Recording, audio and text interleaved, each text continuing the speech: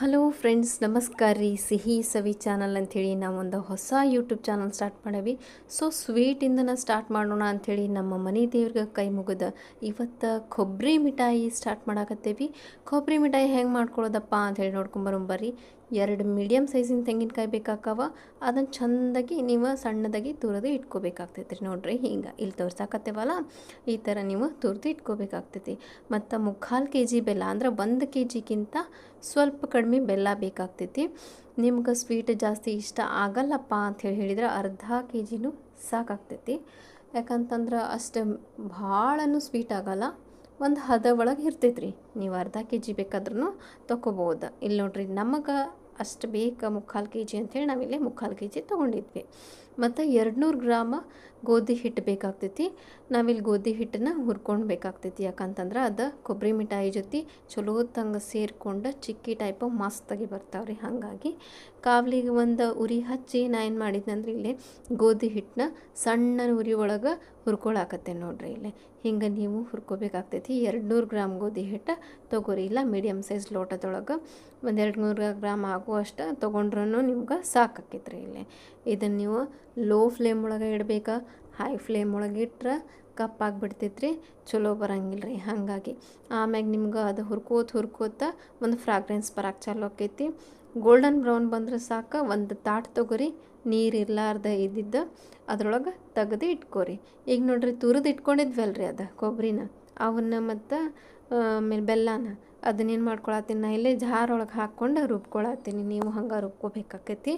ನೀರು ಒಂದೀಟು ಮುಟ್ಟಿಸ್ಬಾರ್ದ್ರಿ, ನೀರಿಂದ ಉಪಯೋಗ ಇಲ್ಲ. ಇದ್ರೊಳಗೆ ನೀರು ಹಾಕ್ಲೇಬಾರ್ದ್ರಿ. ಇದಕ್ಕೆ ನೋಡಿರಿ, ಇಷ್ಟ ಆದ್ರೆ ಸಾಕಾಕೈತಿ.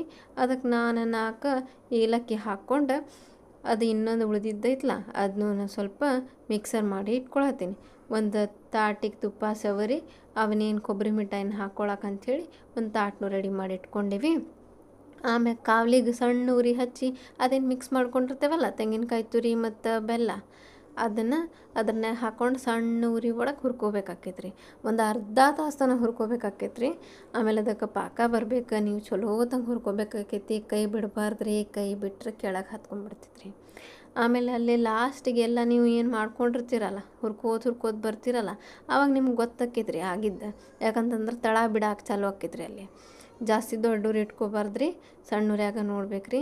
ಒಂದು ಸಲ ನೀವು ಪಾಕ ಬಂದೈತಿಲ್ಲ ಟೆಸ್ಟ್ ಮಾಡ್ಕೋಬೇಕ್ರಿ. ನಾವಿಲ್ಲಿ ಟೆಸ್ಟ್ ಮಾಡ್ಕೊಂಡಿದ್ವಿ, ಬಂದಿರಲಿಲ್ಲ. ಹಾಗಾಗಿ ಇನ್ನೊಂದು ಸಲ ಹುರ್ಕೊಂಡ್ವಿ, ಆವಾಗ ಬಂದಿತ್ತು ನೋಡ್ರಿ. ಇಷ್ಟು ಬಂದ್ರೆ ಸಾಕು. ಇಲ್ಲಿ ತೋರ್ಸಾಕತ್ತೇವಲ್ಲ ಇಷ್ಟು. ಅದನ್ನೇನು ಮಾಡ್ಕೊಂಡಿದ್ವಲ್ಲ, ಹುರ್ಕೊಂಡಿದ್ವಲ್ಲ, ಅದನ್ನೇನು ಮಾಡ್ಕೊಂಡ್ರಿ, ಕೆಳಗೆ ಇಳಿಸ್ಕೊರಿ. ಗೋಧಿ ಹಿಟ್ಟು ಏನು ಹುರ್ಕೊಂಡಿದ್ವಲ್ಲ ಅದನ್ನ ಹಾಕಿ ಚಲೋ ತಂಗ ಹೊಳ್ಳಾಡಿಸಿ ಮಿಕ್ಸ್ ಮಸ್ತಾಗಿ ಕೊಟ್ಕೊಂಡ್ಬಿಡ್ರಿಪ್ಪ.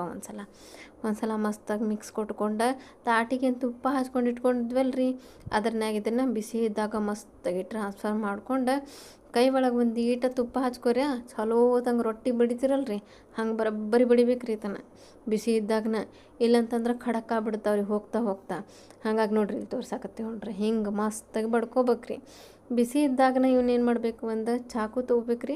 ಚಲೋ ತಂಗ ಸಣ್ಣಗೆ ಕಟ್ ಮಾಡಿ ಇಟ್ಕೊಂಡ್ಬಿಡ್ಬೇಕ್ರಿ. ಬಿಸಿ ಇದ್ದಾಗನ ಕಟ್ ಮಾಡೋದು ಎದಕ್ಕಂತಂದ್ರೆ ಆಮೇಲೆ ರಫ್ ಆಕ್ಕವ ಅಂಥೇಳಿ.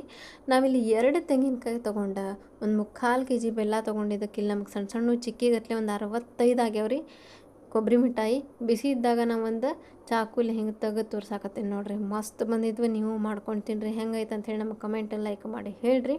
ಮತ್ತೊಮ್ಮೆ ಇನ್ನೊಂದು ವಿಡಿಯೋದಾಗ ಸಿಗೋಣ. ನಮಸ್ಕಾರ ರೀ.